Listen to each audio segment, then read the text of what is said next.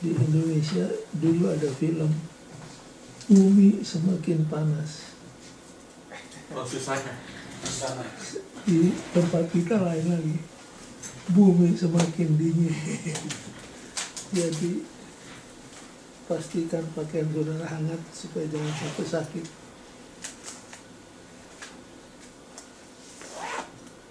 Di bahasa Indonesia judulnya apa? Kembali ke Mesir. Back to Egypt. Back to Egypt. Kalau saudara ikuti jalannya cerita bangsa Yehuda di zaman Nabi Yeremia, orang menerka bahwa dengan hancurnya Yerusalem, porak-porandanya Ka'bah, maka berakhir sudah di situ. Tapi nampaknya gimana? Belum berakhir. Belum berakhir.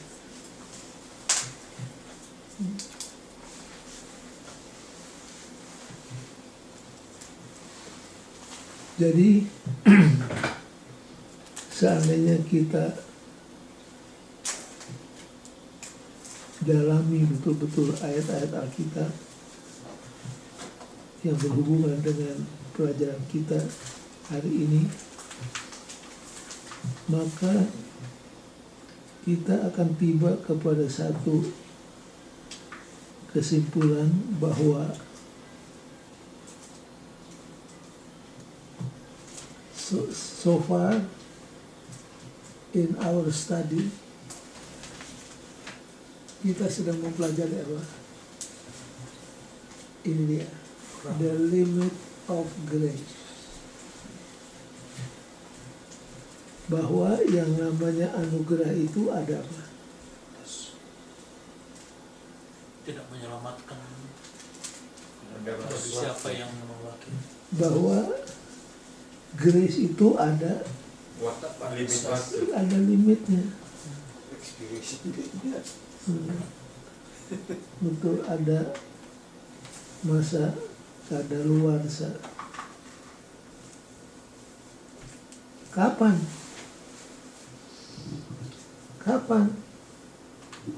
grace itu berakhir? Apabila kita menolak. Apabila mereka tidak mendengar, sudah diamalkan. Ya, jawabnya ada di introduction. Grace will not save those who utterly refuse to accept it. Anugerah tidak akan menyelamatkan mereka yang terus-terus secara keras menolak untuk menerimanya.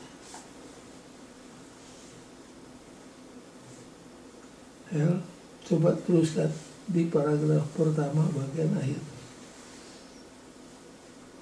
Introduction. Yaitu atau tidak perlu mereka.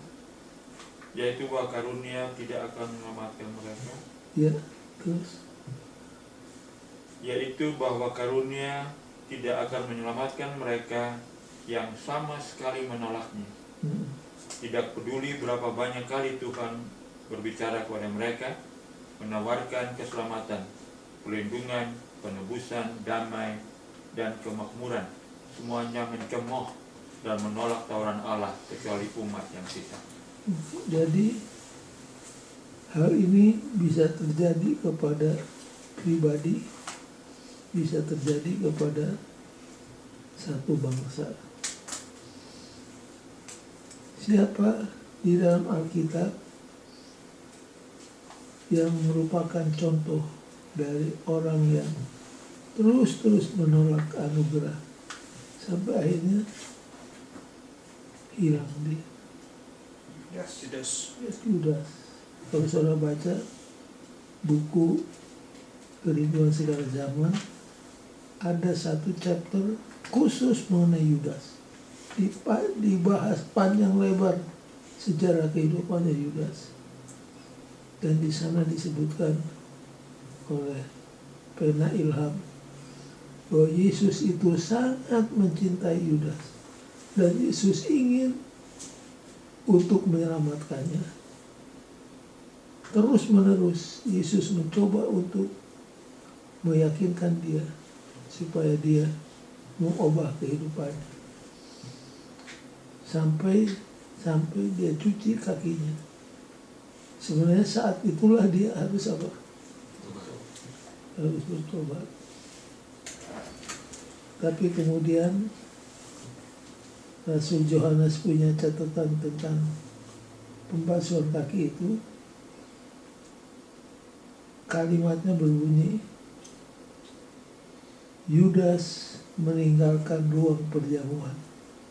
Kalimat berikutnya apa? Maka malam pun tiba. Maka hari pun malamlah. Itu sangat signifikan.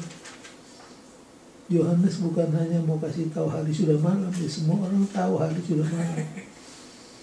Tapi buat Yudas, hari pun malamlah. Artinya sampai di situ.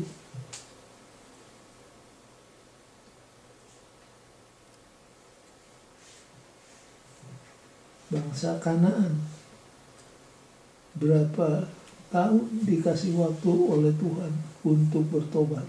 400 tahun, apa kurang?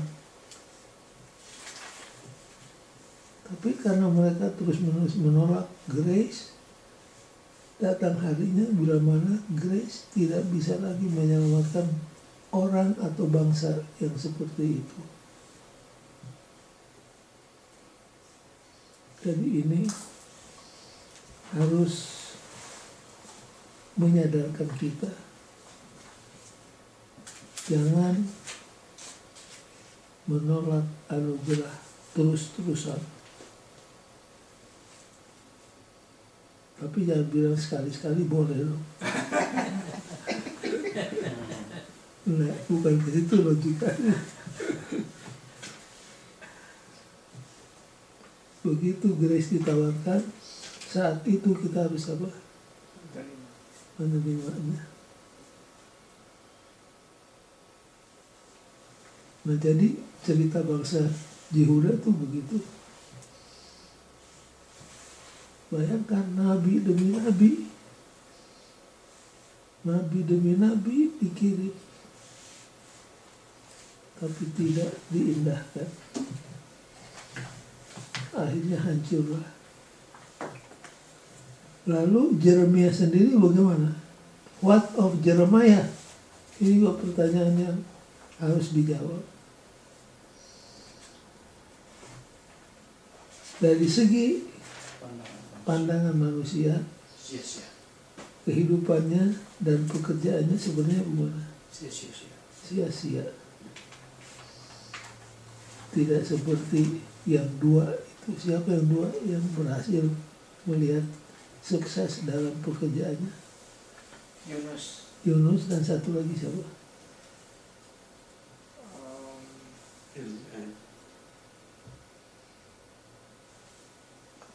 Bukan Hosea. Bukan. Siapa dua nabi perjanjian lama yang menikmati hasil kerjanya Habakuk. selagi hidupnya? Bukan. Hagai. Begitu Hagai menegur bangsa Yehuda dengan 5 khotbah pendek, mereka terus sadar bangun itu Ka'bah sampai selesai dalam tempo yang relatif singkat. Cuma bedanya Hagai dengan Yunus adalah Hagai bergembira melihat hasil kerjanya. Yunus sedih hati. Karena dia sudah tahu sebelumnya pendeta. Yunus sedih. Padahal berapa banyak orang bertobat. Wah, ribuan itu. Makanya.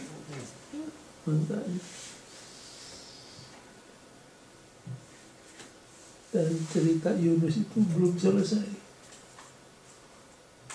Lagi dia marah-marah, habis ceritanya. Jadi ya kita sambung nanti kalau ketemu dia.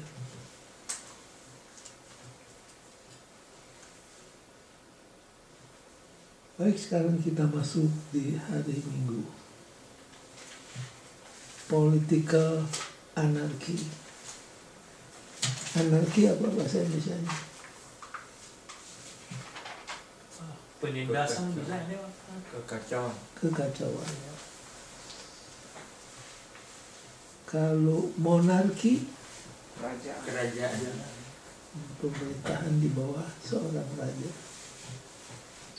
Anarki, tidak ada yang memerintah, maka terjadi apa? Kekacauan. Seperti zaman hakim-hakim, penulisnya mengatakan,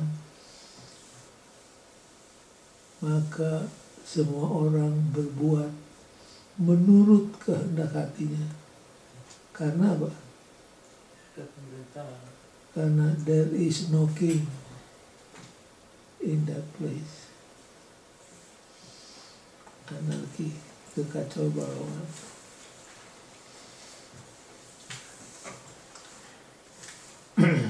Jadi kehancuran daripada kota Yerusalem dan juga Ka'bah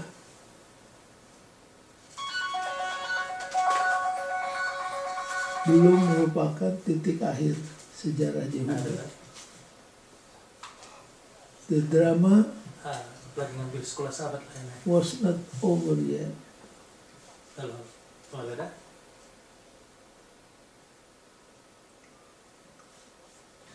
Pekabaran apa yang diberikan kepada orang banyak waktu itu dan apa signifikannya? Untuk ini kita harus baca Yeremia 10 ayat 7 sampai 16. 40 sorry. 40 ayat 7 sampai 16. Jack. Masa Gedalia menjadi gubernur dan pembunuhannya. Ketika semua panglima tentara yang masih berada di luar kota dengan orang-orangnya mendengar bahwa Raja Babel telah mengangkat Gedalia bin Ahikam bin Safan atas negeri itu dan bahwa kepadanya telah diserahkan pengawasan atas laki-laki, perempuan dan anak-anak, yaitu dari orang-orang lemah di negeri itu yang tidak diangkut ke dalam pembuangan ke Babel. Maka pergilah mereka kepada Gedalia di Mizpah. Mereka ialah Ismail bin Netanya, Yohanan bin Kareah, Seraya bin Tahumet, anak-anak Efai orang Netofa itu, dan Yesanya, anak seorang Ma'akah bersama dengan anak buahnya. Lalu bersumpahlah Gedalia bin Ahikam bin Safan kepada mereka dengan anak buah mereka, janganlah kamu takut untuk takluk kepada orang-orang Kasdim itu. Tinggallah di negeri ini dan takluklah kepada Raja Babel, maka keadaanmu akan menjadi baik. Dan aku sendiri, aku menetap di Mizpah untuk bertindak sebagai wakil di depan orang-orang Kasdim yang akan datang kepada kita. Tetapi kamu ini kumpulkanlah saja hasil anggur, buah-buahan, dan minyak, kemudian simpanlah sebagai persediaan, dan tinggallah di kota-kota di mana kamu hendak menetap. Juga ketika semua orang Yehuda yang ada di Moab, di antara Bani Amon, di Edom, dan di negeri-negeri lain, mendengar bahwa Raja Babel telah membiarkan tinggal sisa rakyat di Yehuda dan mengangkat Gedalia bin Ahikam bin Safan atas mereka, maka kembalilah semua orang Yehuda dari segala tempat kemana mereka telah berserak-serak dan masuk ke tanah Yehuda kepada Gedalia di Mizpah. Mereka mengumpulkan hasil anggur dan buah-buahan amat sangat banyaknya. Pada suatu kali Yohanan bin Kareah dan semua panglima tentara yang masih berada di luar kota datang kepada Gedalia di Mizpah, dan mereka berkata kepadanya, tahukah engkau bahwa Baalis, Raja Bani Amon, telah menyuruh Ismail bin Netanya membunuh engkau tetapi Gedalia bin Ahikam tidak percaya kepada mereka. Kemudian Yohanan bin Karea berkata dengan diam-diam kepada Gedalia di Mispa, "Baiklah, aku pergi membunuh Ismail bin Netanya itu dengan tidak diketahui siapapun juga. Mengapa engkau harus dibunuhnya, sehingga semua orang Yehuda yang telah berkumpul di sekelilingmu berserak-serak lagi dan sisa Yehuda itu binasa?" Tetapi Gedalia bin Ahikam menjawab Yohanan bin Karea, "Janganlah lakukan itu, sebab yang kau katakan tentang Ismail itu adalah bohong." Dan inilah babak berikutnya dari sejarah Yehuda. Cerita tentang orang-orang yang tidak diangkut ke Babel, yang sekarang diperintah oleh siapa? Gedalia. Gedalia. Siapa yang angkat Gedalia? Nebukadnezar. Raja Babylon, ya.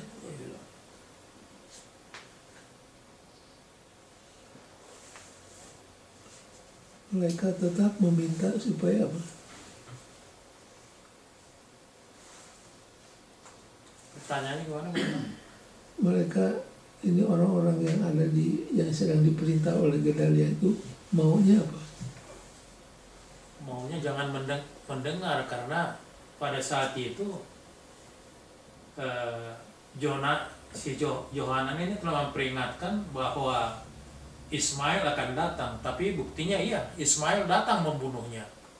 Karena mereka menganggap, kalau kita baca ini semua, bahwa Gedalia ini pengkhianat kepada bangsa Yehuda pada waktu itu.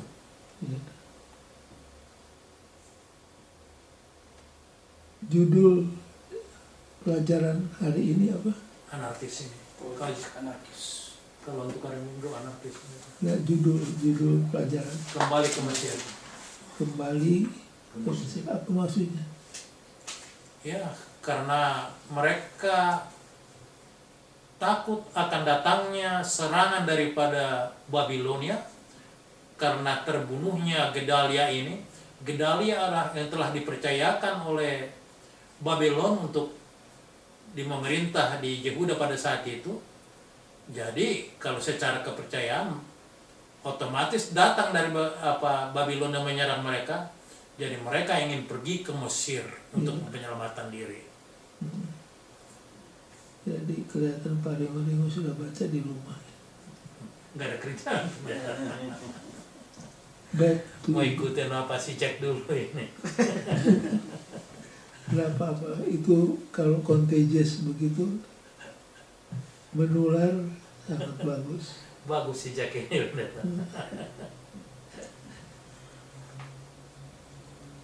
Jadi begitulah. Hel, coba baca paragraf ini. Paragraf ini harus dibaca. Paragraf ketiga. Meskipun pendeta, Ya.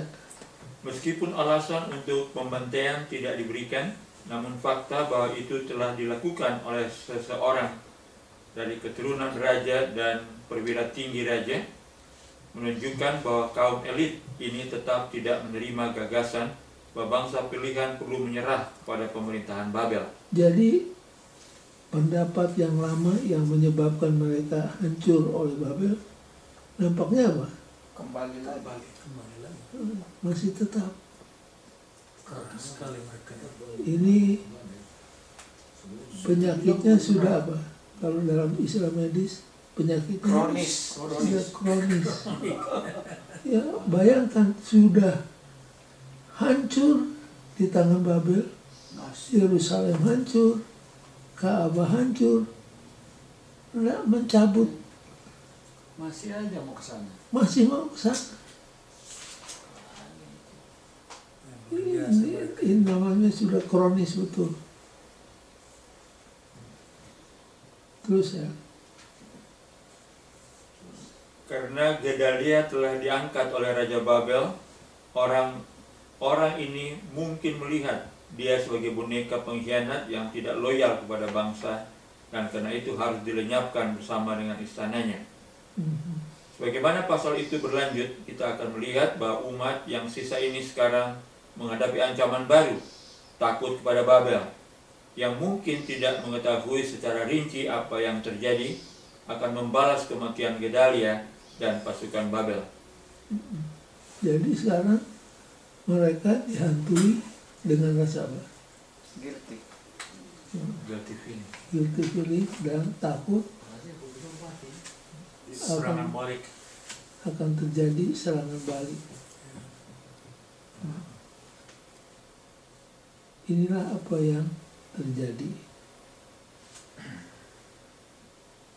Sampai di sini apa kita ikuti jalan ceritanya? Ya. Jelas ya? Terus. Yang menjadi pertanyaan bagi saya, apa sampai ini orang-orang Yahuda ini tidak sampai mau belajar, padahal dari waktu ke waktu mereka melihat akibat daripada pemberontakan. Sebab kalau kita aplikasikan di dalam kehidupan kita sebagai umat Tuhan, kita sudah pelajari sejarah bangsa Israel, akibat kalau tidak menurut. Tapi sampai sekarang kita pun sama dengan mereka, mengulangi kesalahan. Iya, sama. Contohnya di gereja, segala macam persoalan-persoalan yang timbul oleh karena tidak mengikuti apa yang Tuhan sarankan. Padahal kita sudah pelajari sejarah bangsa Israel, kegagalan mereka dan akibat daripada tidak menurut kepada Tuhan. You punya pertanyaan akan terjawab kalau kita masuk di hari Selasa nanti. Atau kita jawab sekarang, ya lompat ke hari Selasa. Iya. Jawabnya ada di sini. Paragraf berapa menurutnya? Pada terakhir. Manusia biasa tetaplah manusia biasa. Itu salah terjemahnya. Oh. Bukan juga salah baca terjemahnya. Human nature is Human nature is human nature. Apa maksudnya? Sifat Manusia itu adalah sifat manusia. Selalu mencari orang lain untuk dipersalahkan atas masalah itu. Terus, Selalu mencari alasan untuk melakukan apa yang diinginkan. nah itu dia. Maka untuk alasan apa saja, baru dituduh menginginkan kematian semua orang yang negerinya melalui tangan orang Babel. Oke, nanti kita ke situ ya. Jadi human nature Is human nature. is human nature. Baik Israel jasmani, baik Israel rohani, tidak beda. Sama kerasnya.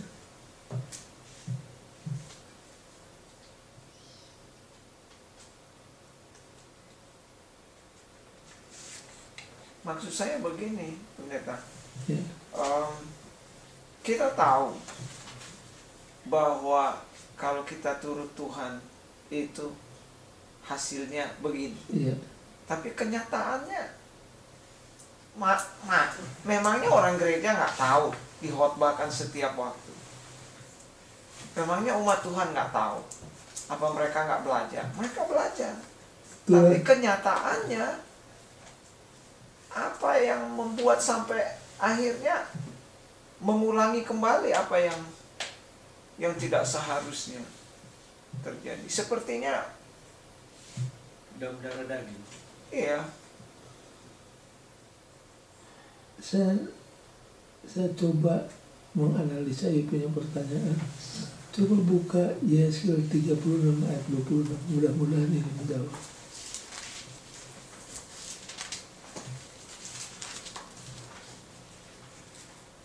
Yesaya 36 Ayat 26.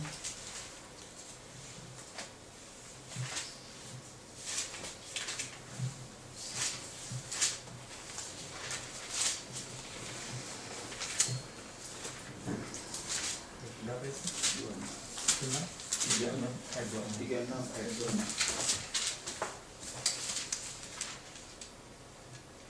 I will give you a new heart and put a new spirit in you. I will remove from you your heart of stone and give you a heart of flesh. Jadi ada dua macam hati. Hati apa? Hati batu Dan hati yang menurut hati batu dan hati apa? hatinya Yang bagaimana tuh hati batu? lawang, kepala batu, Sudah lihat akibat-akibatnya, tapi pikir juga tapi dia apa? Nggak mau. Nah, nggak mau belajar. makanya yang kita perlukan adalah hati yang Lembut. hati yang baru, hati daging yang mau menurut. Karena memang kalau kita analisa pertanyaan yang gitu sangat harus ditanyakan. Dari sejak zaman Musa, ini jalan menuju berkat. Ini jalan menuju kutuk. Kalau kamu menurut, berkat. Kalau kamu memberontak, kutuk. Yang dipilih yang mana? Kutuk. Itu. Ini namanya hati yang Batu. hati batu. Jadi kita harus berdoa supaya Tuhan berikan hati Daging. daging, hati yang mau menurut. 36 ayat 26. Human nature is human nature. Dan Yeremia menambahkan hati manusia itu blank. Hati manusia penipu adanya. Di sini juga menambah keterangan. Dan kita sendiri pun seringkali tidak mengerti diri kita. Kenapa ya Tuhan sudah larang, tapi saya tidak menurut dengan sepenuhnya.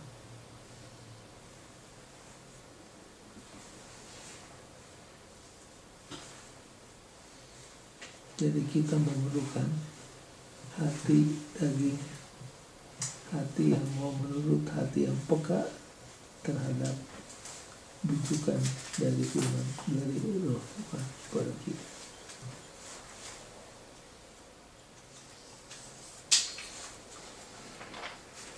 Baik, itulah the new problem yang dihadapi oleh umat sisa di zaman Gubernur Gedalia. Di hari Senin. Apa judulnya? Cari tuntutan ilahi. Mencari tuntunan ilahi. Seeking God's divine guidance. Mencari tuntunan ilahi. Di sini kelihatan lagi. Di sini ceritanya lain lagi. Sudah lihat yang mereka ditawan karena tidak menurut. Sekarang minta Yeremia berdoa. Yeremia kasih tahu, ini tuh firman Tuhan begini. Menyerah saja, tidak usah ke Mesir. Mereka melawan. Jadi lihat itu. Mereka bilang Yeremia berbohong. Bukan melawan. Masih ingat waktu bangsa Israel ini backup dalam sejarah kita backup. Waktu bangsa Israel sudah tiba di Kades Barnea, itu tapal batas Kanaan sudah kelihatan. Tinggal istilahnya beberapa langkah lagi mereka sudah masuk. Lalu Tuhan katakan apa? Maju. Maju. Sudah kuserahkan kepadamu. Maju, kuasai tanah itu. Tuhan, jangan terlalu cepat, jangan kesusu. Susu mata-mata dulu. Coba angkat mata-mata dulu. Sudah, bangsanya bagaimana, tanahnya bagaimana. Dia kasih nasihat Tuhan. Tawar-tawar. Kasih nasihat Dan Tuhan sendiri nampaknya sangat apa? Sangat antusias. Sudah bergerak. ya Tuhan bilang kalau memang kamu mau angkat mata-mata silakan. Lalu Tuhan sendiri menolong mengangkat. Sama seperti waktu diminta supaya dipilih raja. Jadi sudah dipilih. Sudah tahu hasilnya kan 10 lawan 2. Nyonya White katakan seandainya yang 10 itu setuju masuk, yang 2 tidak setuju, tetap mereka tidak akan apa? Masuk. Padahal Laut Merah sudah dibelah.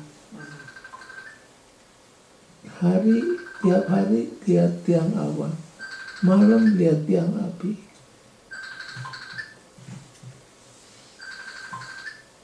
Jadi Tuhan bilang, jadi maunya kamu apa? Back to Egypt.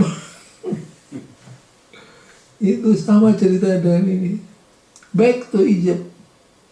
Oke, Tuhan bilang, mulai besok saya tidak akan sama-sama kamu. Kalau kamu perang sendirian.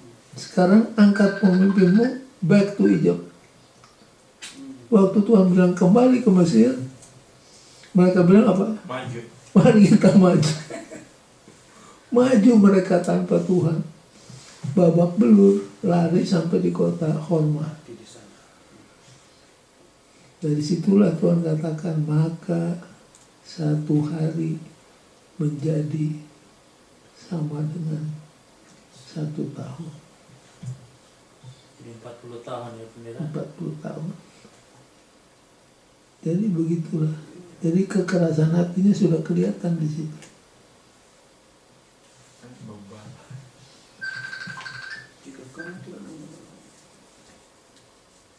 Semua disebabkan oleh satu kata. Unbelief. Itu dia, di situ letaknya. Unbelief. Kita juga seringkali unbelief.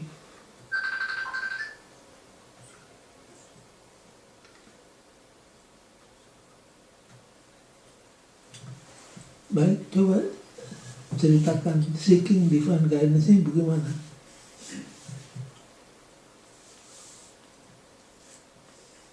Pak Manurung boleh baca ayatnya untuk Yeremia 42 ayat 6. ketika kamu tidak membunuh suatu kan mulai ayat 6.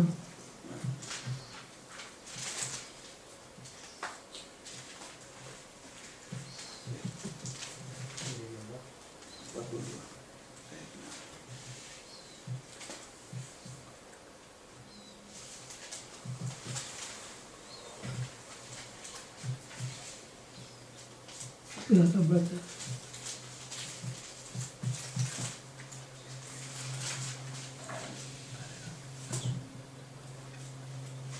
Maupun baik ataupun buruk, kami akan mendengarkan suara Tuhan Allah kita, yang kepadanya kami mengutus Engkau, supaya keadaan kami baik, oleh karena kami mendengarkan suara Tuhan Allah kita. Ini lagi siuman. Kalau orang lagi siuman ngomongnya begini. Apakah baik atau tidak baik, pendeknya kami akan turut Tuhan. Kedengarannya seperti anak manis ini. Kalau kita baca, pendeknya apapun firman Tuhan, menguntungkan, merugikan, kami akan mendengar firman Tuhan. Tapi sayang, kalimat-kalimat ini hanya sebatas di mulut. Hanya di mulut. Coba baca hari Senin, paragraf 1 dan 2. Karena ketakutan terhadap orang Babel, Bangsa itu mencari Yeremia dan meminta dia berdoa bagi mereka untuk tuntunan ilahi.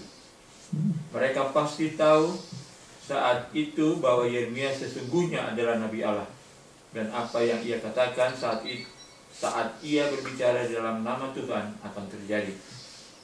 Mereka juga berjanji bila mereka akan melakukan apapun yang Allah minta atau perintahkan untuk mereka lakukan. Jadi ketika kita membaca, kita melihat orang yang tampaknya harus belajar dari pengalaman mereka, yang bukan hanya ingin mengetahui apa kehendak Allah, tapi lebih penting lagi, menurutinya. Kalimat maupun baik ataupun buruk, kami akan mendengarkan suara Tuhan Allah kita yang kepadanya kami mengutus engkau supaya keadaan kami baik, oleh karena kami mendengarkan suara Tuhan Allah kita. Adalah pengakuan iman yang luar biasa. Meskipun itu telah terjadi, itu adalah masalah tentang waktu. Jadi begitulah. Ya, kalau baca ayat ini sepertinya orang saleh, orang Israel. Apapun yang Tuhan firmankan, menyenangkan atau menyakitkan, baik atau buruk, pendeknya kami akan tetap turut akan perintah Tuhan.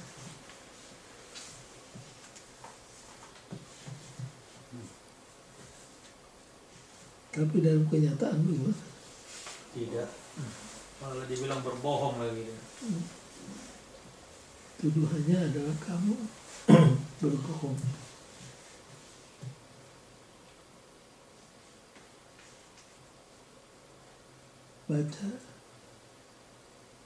Baca seterusnya, Hera. Ini menarik. Masih hari Senin? Iya, masih ada sini. Sambung yang tadi. Perhatikan paralel dalam pekabaran awal Yeremia. Jangan percaya kepada kekuatan-kekuatan asing. Percayalah kepada Tuhan dan engkau akan berhasil, serta Ia akan membebaskan kamu ketika waktunya. Keselamatan tidak dari tempat lain atau orang lain. Kekuatan-kekuatan asing tidak menolong engkau sebelumnya, dan mereka tidak akan menolong engkau sekarang.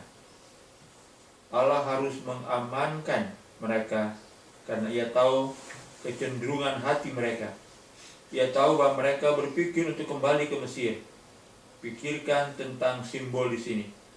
Demi mencari perlindungan yang mereka inginkan, maka Tuhan memberikan mereka perintah yang jelas dan rinci untuk tidak melakukan itu.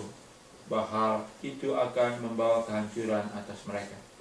Sekarang sampai di poin ini saya kepingin ngajak kita coba back up ke Yeremia 17. Back up ke Yeremia 17.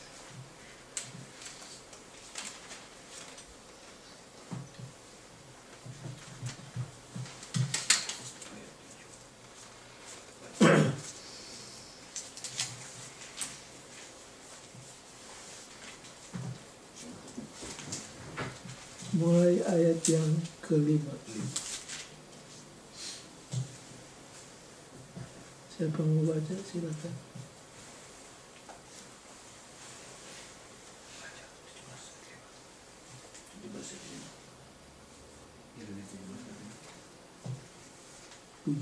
ayat 5. Beginilah firman Tuhan, terkutuklah orang yang mengandalkan manusia. Oke. Yuk ke ayat yang lompat ke ayat yang ke-7. Dia berkatilah orang yang mengandalkan Tuhan. Oke, jadi sudah pilihan itu sudah kelihatan ya. Terkutuklah orang yang mengandalkan manusia. Tapi di ayat 7, diberkatilah orang yang mengandalkan Tuhan. Jadi Yeremia sudah bicara dengan bahasa yang sangat terang dan jelas. Curse-nya itu sampai bagaimana? Yuk ke ayat yang ke-5 sambung. yang menaruh harapannya pada Tuhan. Ayat 7, ayat berapa? 5. Beginilah firman Tuhan, terkutuklah orang yang mengandalkan manusia, yang mengandalkan kekuatannya sendiri, dan yang hatinya menjauh daripada Tuhan. Ia akan seperti semak bulus di padang belantara. Ia tidak akan mengalami datangnya keadaan baik. Ia akan tinggal di tanah angus, di padang gurun, di negeri padang asin yang tidak berpenduduk. Jadi orang yang terkutuk itu yang mengandalkan dirinya seperti apa? Semak bulus. Apa itu semak bulus? Ranting kering yang suka bergulir di jalan. Kalau kita lagi driving, tiba-tiba muncul bola yang besar. Itulah apa, semak yang kering, ditiup angin, copot, patah, hancur. Tapi orang yang mengandalkan Tuhan, yuk lihat. Diberkatilah orang yang mengandalkan Tuhan, yang menaruh harap pada Tuhan. Ia akan seperti pohon yang ditanam di tepi air. Bayangkan yang satu tumbuh di mana? Di padang yang kering. Yang satu tumbuh Di tepi air. Sudah bisa dibayangkan apa yang terjadi. Terus Yang merambatkan akar-akarnya ke tepi batang air, dan yang tidak mengalami datangnya panas terik. Yang daunnya tetap hijau, yang tidak khawatir dalam tahun kering, dan yang tidak berhenti menghasilkan buah. jadi Yeremia dengan bahasa yang jelas sekali sudah berbicara kepada mereka.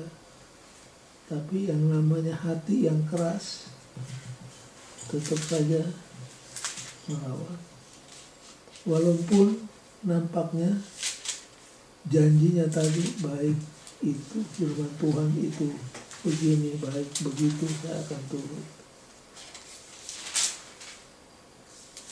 Minta nasihat, dikasih nasihat tidak dilaksanakan. Jadi saya kira malaikat juga bingung ini maunya apa nih orang-orang ini, maunya apa? lalu manja mereka pendeta. Apa maunya mereka? Nah, kalau saudara baca bagaimana Tuhan deal dengan bangsa Israel, memang Tuhan itu penuh dengan pengertian. Masih ingat kan? Waktu keluar dari Mesir sampai di Sinai, Tuhan itu gimana? Toleransi tinggi, karena ini budak ini. Jadi Tuhan turun ke level mereka. Tapi sesudah dari Sinai ke Kades, Tuhan tindakannya mana? Keras. Karena mereka Sudah terima hukum, pelajaran, pendidikan di Sinai di Sinai setahun. 11 bulan. Tuhan itu deal dengan mereka penuh dengan pengertian. Tapi yang susah ini anaknya ini. Musa sudah memberikan pilihan yang diulangi oleh Yeremia di sini. Tapi sayang mereka tidak memilih yang benar. Nah, sekarang di hari Senin paragraf keempat. Hari Senin yang mana? Paragraf terakhir. Kembali sebuah pilihan sebelumnya. Allah harus mengamarkan mereka karena ia tahu kecenderungan hati mereka. Nah, ini dia, the tendency of their heart. Tuhan sudah baca sepak terjangnya orang Israel sejak di padang belantara. Jadi Tuhan tahu tren, tendensi daripada hati mereka. Terus Ia tahu bahwa mereka berpikir untuk kembali ke Mesir. Pikirkan tentang simbol di sini. Demi mencari perlindungan yang mereka inginkan, maka Tuhan memberikan mereka perintah yang jelas dan rinci untuk tidak melakukan itu. Bahwa hal itu akan membawa kehancuran atas mereka. Kembali sebuah pilihan yang jelas, pilihan yang kita semua harus hadapi.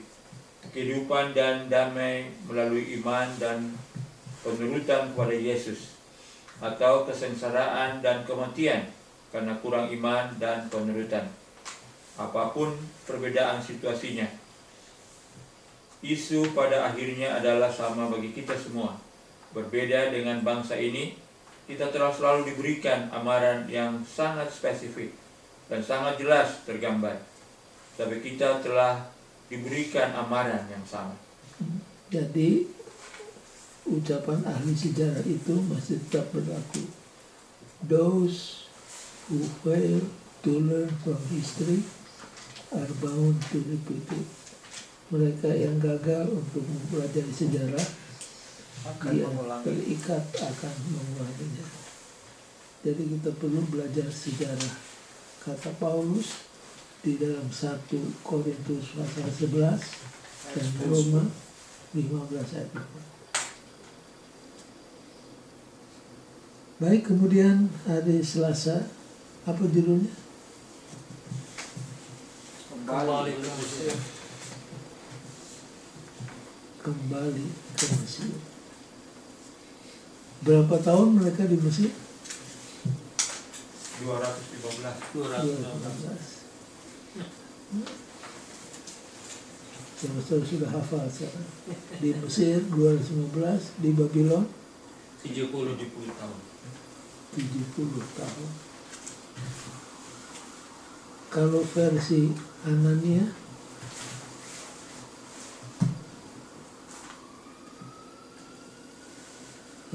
katakan tidak sampai 70. Cuma 2 tahun. 2 tahun. Itu aku nabi palsu.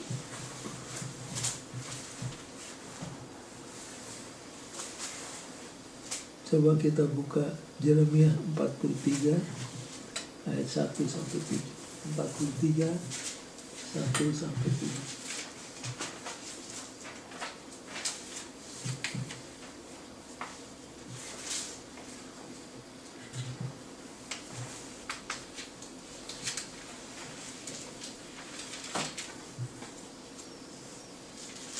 Silakan. Ayat berapa menit? Ayat 1 sampai 7. Ketika Yeremia selesai mengatakan kepada seluruh rakyat segala firman Tuhan Allah mereka yang disuruh Tuhan Allah mereka disampaikannya kepada mereka, yaitu segala firman yang tersebut di atas. Maka berkatalah Azaria bin Hosaya dan Yohanan bin Karea serta semua orang yang congkak itu kepada Yeremia, engkau berkata bohong. Tuhan Allah kita tidak mengutus engkau untuk berkata, janganlah pergi ke Mesir untuk tinggal sebagai orang asing di sana. Tapi Baruk bin Neria menghasut engkau terhadap kami dengan maksud untuk menyerahkan kami ke dalam tangan orang-orang Kasdim, supaya mereka membunuh kami dan mengangkut kami ke dalam pembuangan ke Babel. Demikianlah Yohanan bin Karea dan semua perwira tentara serta seluruh rakyat tidak mau mendengarkan suara Tuhan untuk tinggal di tanah Yehuda. Lalu Yohanan bin Karea dan semua perwira tentara itu mengumpulkan seluruh sisa Yehuda, yakni semua orang yang telah kembali dari antara segala bangsa, kemana mereka telah berserak-serak untuk menetap di tanah Yehuda. Laki-laki, perempuan, anak-anak, putri-putri raja, dan setiap orang yang telah dibiarkan Nebuzaradan kepada pasukan pengawal pada Gedalia bin Ahikam bin Safan, juga Nabi Yeremia dan Baruk bin Neria. Lalu mereka pergi ke tanah Mesir, sebab mereka tidak mau mendengarkan suara Tuhan. Maka sampailah mereka di Tahpanes. Nanti kita akan bahas itu. Tahpanes. Jadi Nabi palsu berteriak apa? Maling, berteriak maling. Dia tuduh Yeremia berbohong.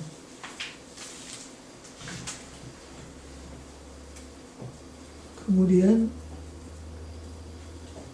sesudah ini ada paralel antara mereka dengan Musa dan mereka dengan Yeremia. Iya. Apa paralelnya? Ya. Coba kita buka Keluaran 16 ayat 3, Bilangan 16 ayat 13.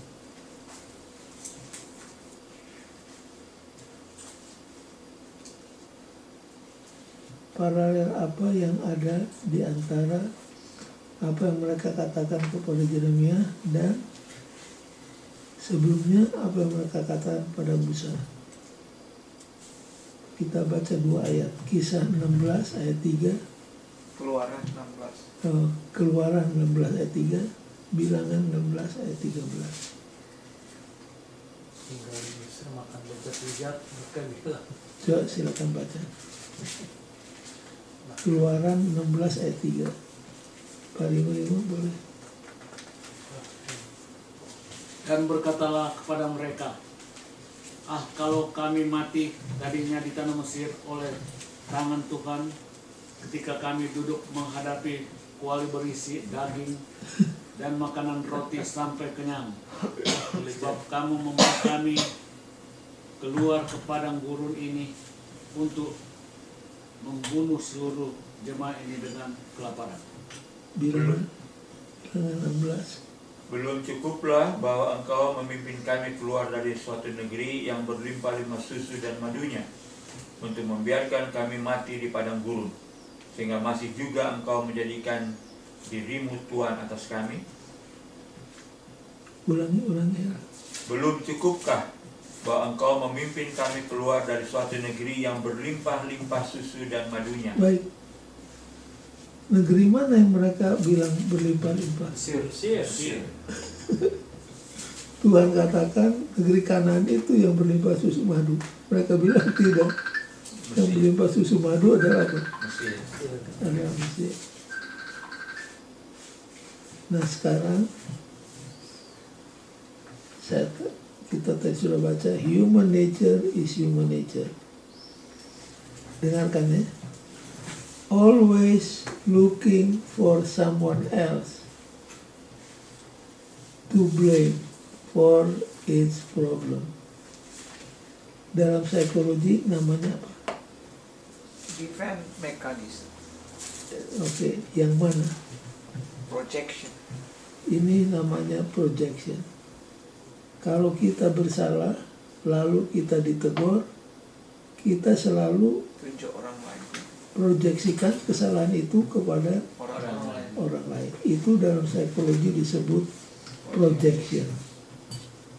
Semua kita punya defense mechanism. Kalau ditegur, kita bela diri. Nah, bela dirinya macam-macam. Ini adalah projection. Kesalahan kita proyeksikan kepada orang lain. Siapa yang paling pertama lakukan ini? Habel. Kain. Hawa. Oh, Hawa. Adam. Ulah. Adam kan ditanya, kenapa kamu makan ini buah? Gara-gara perempuan yang Tuhan berikan.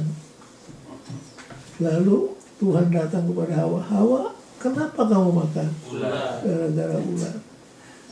Dalam final analysis, akhirnya yang tanggung jawab itu Tuhan. Inilah yang disebut projection. Di gereja ini seringkali terjadi. Pendeta, kita begini gara-gara ini orang sakit.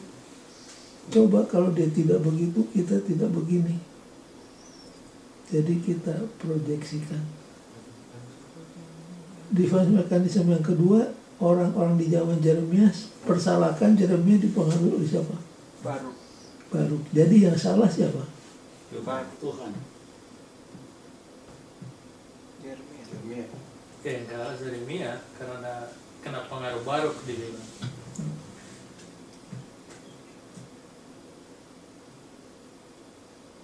Kalau sudah perpanjang itu defense mechanism bisa satu khotbah tuh. Yang kedua apa? Rationalization. Rationalization artinya mencari apa? Alasan. Seperti Samuel waktu menyuruh Saul, tumpas orang Amalek, tumpas domba-domba, lembu, kambingnya. Tapi waktu kembali dari medan perang, semua tanya, bagaimana? Mission accomplished. Semua sudah dilaksanakan. Tapi Samuel bilang, tapi saya dengar itu domba-domba. Itu yang tambun-tambun. Oh, begini Samuel. Kami memang reserve spare yang gemuk-gemuk ini untuk apa? Persembahan kepada Untuk persembahan kepada Tuhan. Bisa aja mereka. Kita juga kalau ditegur alasannya sangat apa? Panjang. Kita mencoba mencari dalih kenapa kita lakukan ini. Kenapa Anda curi buku dari library? Ini mahasiswa kependetaan ditanya. Dia curi buku, ketangkep. Saya curi supaya ilmunya bisa saya bagikan di sini. Itu bukan cerita dongeng.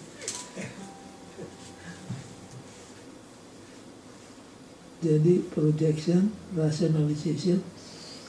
Lalu ada orang kalau ditegur terus tidak ke gereja lagi, itu namanya apa? Withdrawal, menarik diri. Seperti kalau pohon yang kecil itu kalau disentuh terus menciut. Pohon apa namanya? Ya itu dia. Ada orang begitu. Dia tidak lawan, dia tidak ngomong, tapi besoknya sudah nggak datang di mana? Di gereja. Withdraw. Mesti dilawat itu. Dia mesti dilawat. Kalau begitu memang mesti dilawat. Yang keempat, ini menyimpang tapi bagus untuk disimak. Yang keempat apa?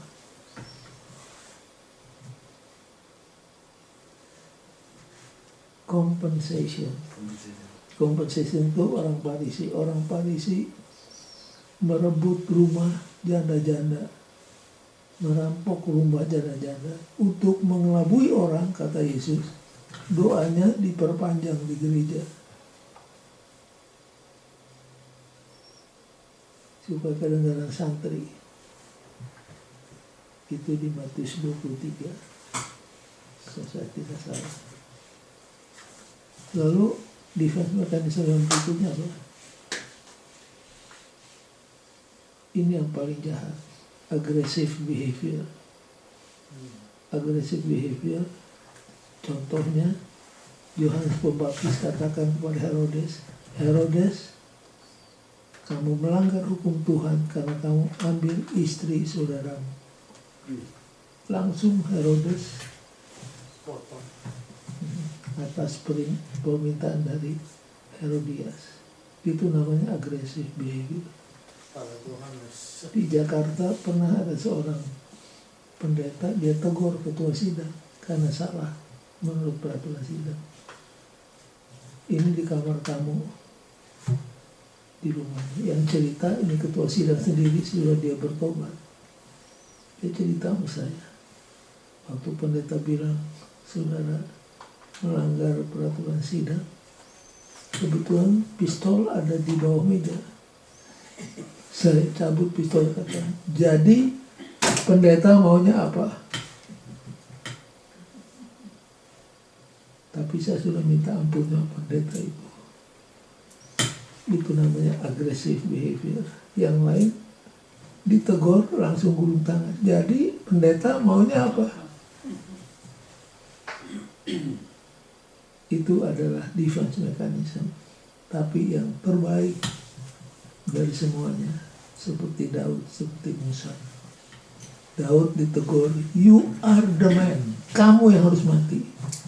Daud tidak memproyeksikan, tidak mencari dalih, tidak agresif behavior, langsung dia bertelut, berdoa, minta ampun, dan tulis Mazmur 51. dan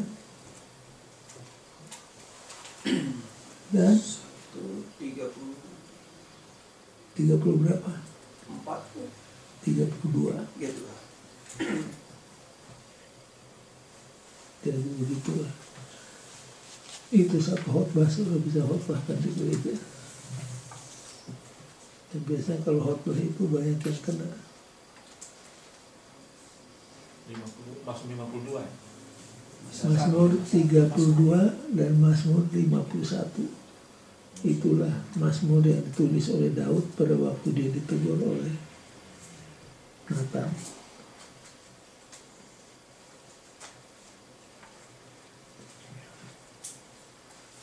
Jadi dituduh seolah-olah Musa sengaja mau bunuh mereka di mana? Di padang belantara.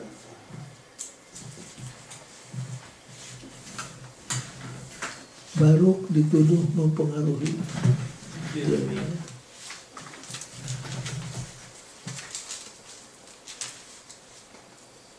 Yang berikutnya,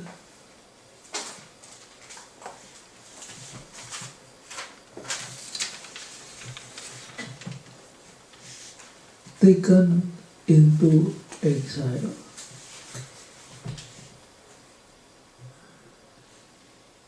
Apa yang Tuhan katakan melalui Yeremia. Boleh dibaca Yeremia 43 ayat 8 sampai 13. Kemudian datanglah firman Tuhan kepada Yeremia di Tahpanhes bunyinya, ambillah di tanganmu batu-batu besar dan sembunyikanlah itu di tanah. Lihat dekat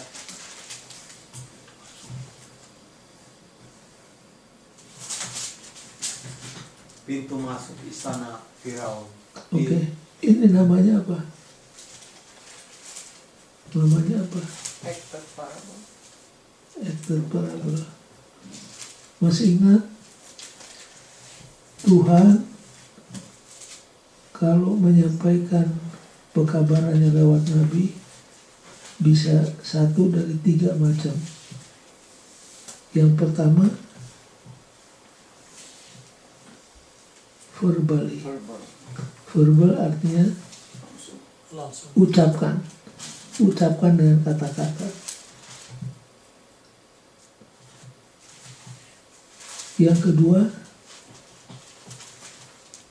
bukan cuma diucapkan tapi harus dilakukan. Contohnya Langsung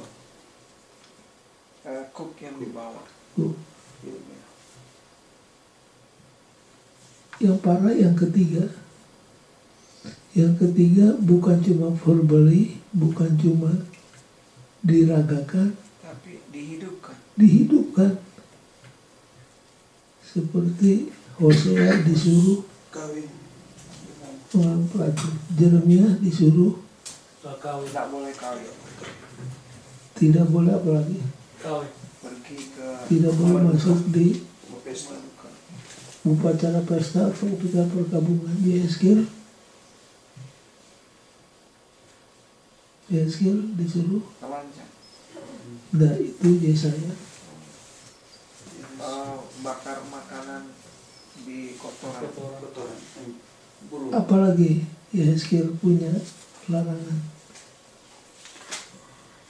Kalau istrimu mati, kamu tidak boleh menangis. Sampai ada pendeta sekarang sengaja istrinya mati dia tidak menangis. Kenapa? Yehezkiel disuruh begitu. Yaitu untuk Yehezkiel, bukan untuk Anda. Karena ada maksud tertentu. Lalu Yehezkiel disuruh berbaring di badan bagian kanan berapa lama? lebih dari 1 tahun, saudara. Kasihan. Tapi yang namanya nabi dia harus apa? Nurut. Jadi seringkali jadi nabi itu bukan enak. Risikonya sangat besar.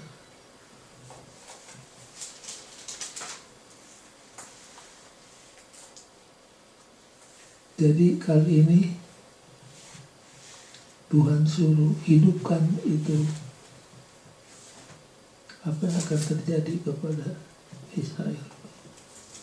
Coba Hel, buka hari Rabu, paragraf kedua. Bagaimana tepatnya Yeremia menguburkan Di batu? atasnya, di atasnya. Oh, Tahpanes adalah sebuah kota, benar? Ya, Tahpanes adalah sebuah kota di perbatasan timur laut Mesir, di mana memiliki kubu pertahanan yang penting dan tempat di mana banyak perkampungan Yahudi berada.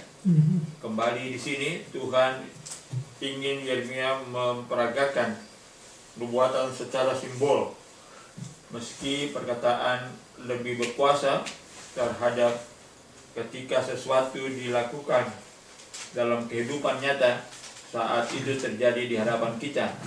Maksudnya terlihat bahkan lebih kuat. Bagaimana tepatnya Yeremia menguburkan batu di pintu masuk rumah Firaun? Kita tidak diinformasikan, tapi poinnya jelas bahwa firman yang hebat pun tidak sebanding dengan Tuhan, dan ia akan mengenapi firman-Nya sebagaimana yang dikatakannya. Mereka yang menolak, yang berpikir bahwa mereka akan menemukan perlindungan dan keamanan bila pergi ke Mesir adalah sama salahnya dengan mereka yang telah kita lihat sebelumnya, yang berpikir bahwa mereka dapat menemukan perlindungan dan keamanan bila mana Mesir datang kepada mereka. Dewa-dewa Mesir adalah sia-sia, hanyalah isapan jempol dan imajinasi belaka. Dewa-dewa ini adalah kekejian kafir yang menahan mereka dalam kehinaan, mengabaikan kebenaran. Orang-orang Israel seharusnya tahu, seperti kita sekarang harus tahu, bahwa perlindungan kita satu-satunya yang benar adalah dalam penurutan kepada Tuhan. Jadi satu-satunya perlindungan yang aman adalah apa? Menurut kepada Tuhan. Dan inilah yang missing dari kehidupan bangsa Israel. Mereka bukan menurut, tapi memberontak. Dan berontaknya bukan lagi sembunyi-sembunyi, terang-terangan. Sampai Tuhan katakan, Yeremia jangan berdoa lagi bagi mereka. Kemudian komen dari Ellen White.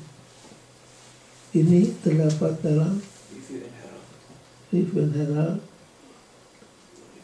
Februari 25 tahun 1890. Saudara baca dulu, nanti saya kasih komen sedikit tentang kutipan ini. Silakan dibaca.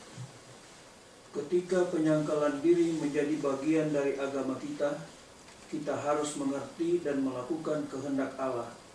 Karena mata kita akan diurapi dengan minyak pelumas agar kita akan memandang hal-hal indah dari hukumnya. Kita akan melihat jalan penurutan sebagai satu-satunya jalan keamanan.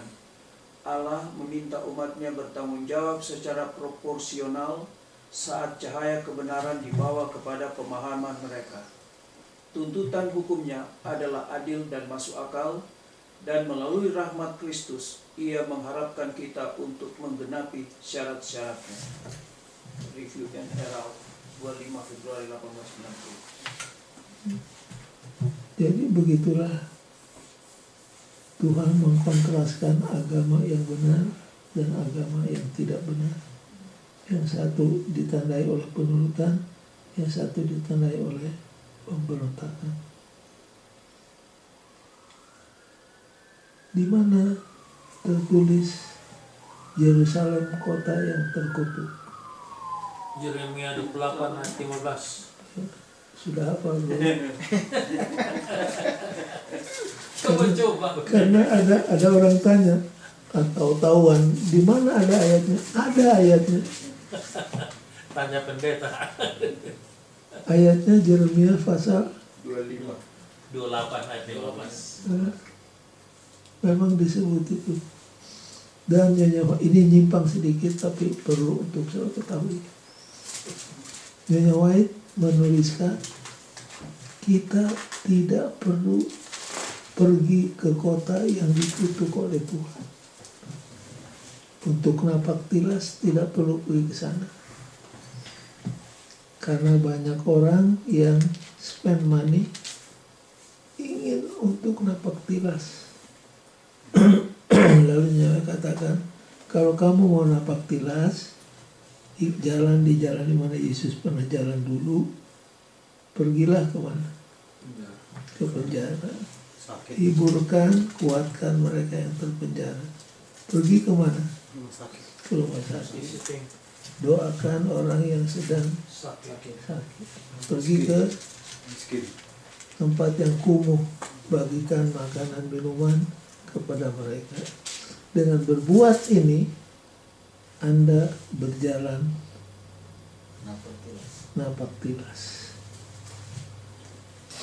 Itu kutipan dari Ellen White. Tidak perlu kita napak tilas ke kota yang sudah dikutuk oleh Tuhan.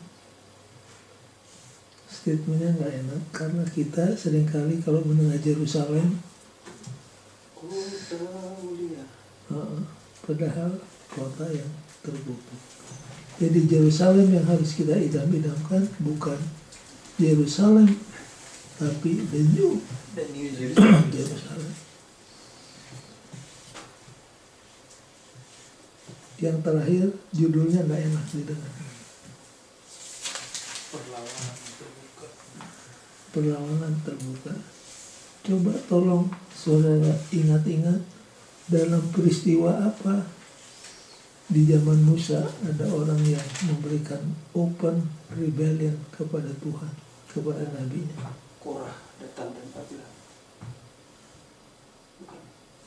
Betul. Apa yang mereka lakukan? Menentang Musa. Siapa itu? Korah, Datan dan Abiram. Saudara selalu sebut 3 ya, padahal ada 4 orang. Satu lagi siapa? Korah, Nathan, Abiram. Datan. Saudara selalu sebut 3, padahal ada 4.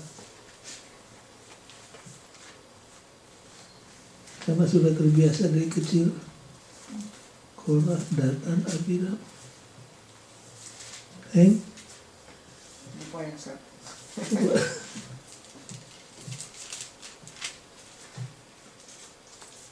Yang satu namanya On. Kada apa? Itu kado. Korah, Abiram, Datan, dan On. Jangan lupa ada 4. Lalu yang open defiance yang mana? Waktu Tuhan katakan Musa, panggil Korah dan pengikutnya untuk datang kepadaku. Korah bilang apa? Saya tidak mau datang. Keras. Itu namanya apa? Open defiance. Ini juga terjadi kepada siapa? Bangsa Israel. Terdapat di mana pendeta itu? Yang mana? Ini ya, yang mereka menentang Musa. ini. Bilangan Bilang berapa? 16. Ayat? Itu seluruh pasal. Seluruh pasal. Wah, gila juga begini ya. Makanya disambung di bilangan 17. Tentang apa bilangan 17? Tongkat hari berbunga. Untuk memberitahukan kepada Israel bahwa tuduhan mereka Musa ngangkat diri untuk jadi pemimpin sipil. Harun mengangkat diri pribadi untuk pemimpin agama. Jadi Tuhan katakan tidak, mereka itu saya yang angkat. Untuk membuktikan, maka masih ingat diambil tongkat yang siapa tongkatnya Yang mengeluarkan tunas. mengeluarkan tunas, itulah yang dipilih Tuhan. Ternyata tongkat siapa? Harun. Untuk membungkam tuduhan dari pemberontak-pemberontak itu. Nah ini terulang kembali di zaman Yeremia. Waktu mereka minta raja juga, saudara lihat ya, Samuel bilang kepada Tuhan, mereka meminta raja. Bagaimana? Samuel, kamu jangan menangis, bukan kamu yang ditolak, saya yang ditolak. Kalau mereka minta raja, kasih raja. Tapi sebelum dikasih raja, kasih dulu risiko kalau kamu mengangkat raja. Jadi Tuhan itu hebat. Dibikin daftar yang cukup panjang. Kalau kamu mengangkat raja, inilah konsekuensinya. Nomor 1, nomor 2, nomor 3, nomor 4, nomor 5. Mau? Kami tetap minta raja. Itu namanya open defiance. Akhirnya diangkat, jadi diangkat raja. Berteriak-teriaklah mereka karena pajak sangat tinggi. Anak laki mereka dibawa ke istana jadi pelayan. Itu juga anak perempuan. Tapi mereka tidak belajar.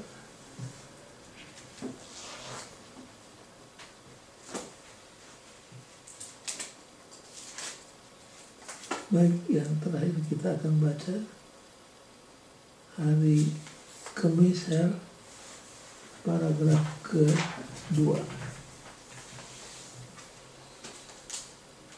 Kekerasan hati mereka dan penipuan yang menimpa mereka sungguh mengherankan. Apa?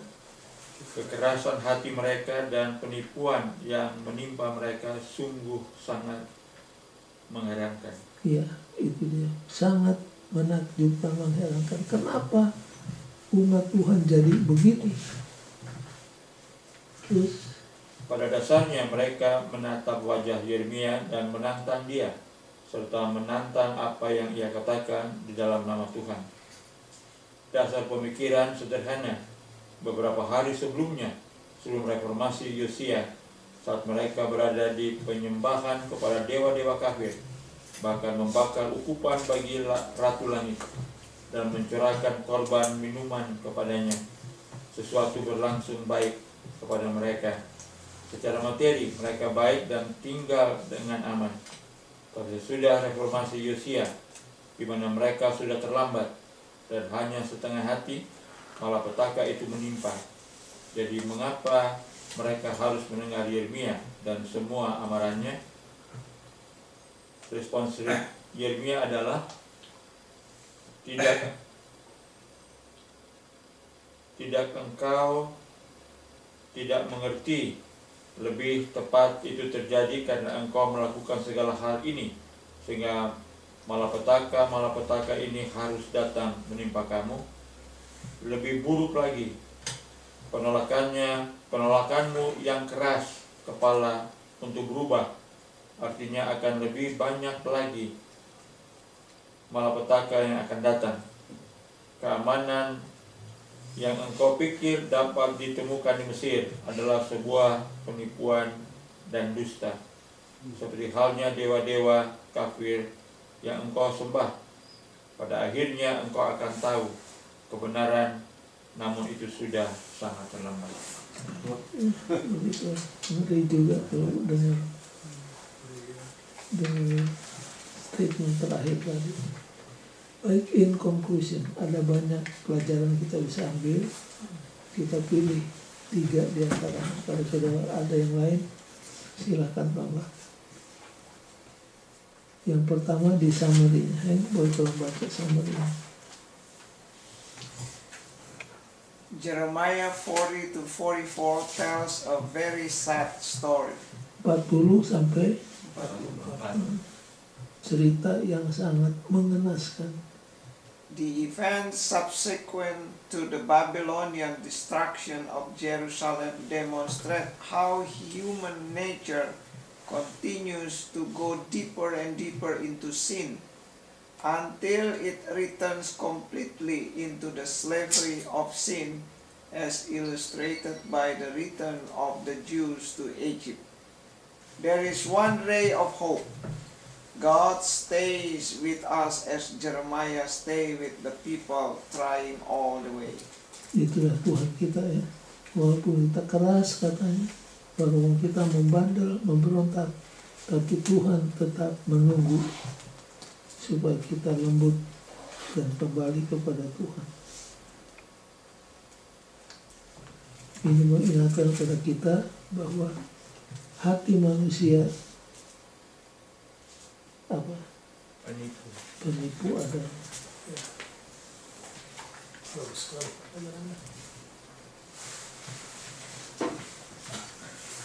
baik. Yang kedua, Life or death, blessing or cursing, what kind of choices are you making every day? Either for life or death. jadi kepada kita dua pilihan saja. Menurut dan hidup, memberontak dan binasa. Kita harus pilih either one. Yang kita tentunya memilih penurutan yang disusul oleh berkat-berkat dari Tuhan. Yang ketiga dan terakhir, What about those who stepped in sin and unbelief? Seem to be doing very well while at times faithful Christians go through terrible trials. How do we work our way through this reality?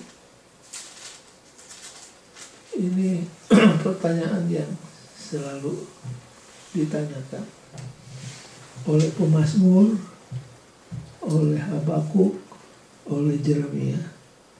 Kenapa orang yang berbakti kepada Tuhan, mencoba setia pada Tuhan, tidak semakmur orang yang tidak setia pada Tuhan? Sampai pemazmur katakan apa? Hampir aku jatuh karena aku melihat orang jahat hidupnya makmur. Mata mereka hampir keluar karena gemuknya. Aku mencoba mencuci tangan sebersih-bersihnya, tapi tidak semakmur mereka. Sampai, nah ini dia, sampai aku masuk ke rumah Tuhan, dan di sana aku baru mengerti kesudahan mereka. Jadi kalau pertanyaan itu masih mengiang di telinga kita, teruslah hadir di gereja.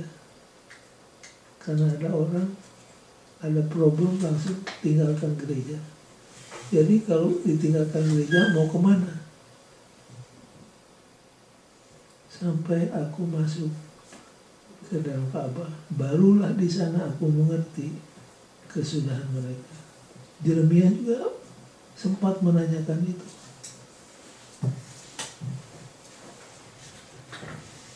Baik, apakah ada tambahan lagi atau pertanyaan? Kalau tidak, kita akan tutup sampai di sini. Kalau pindah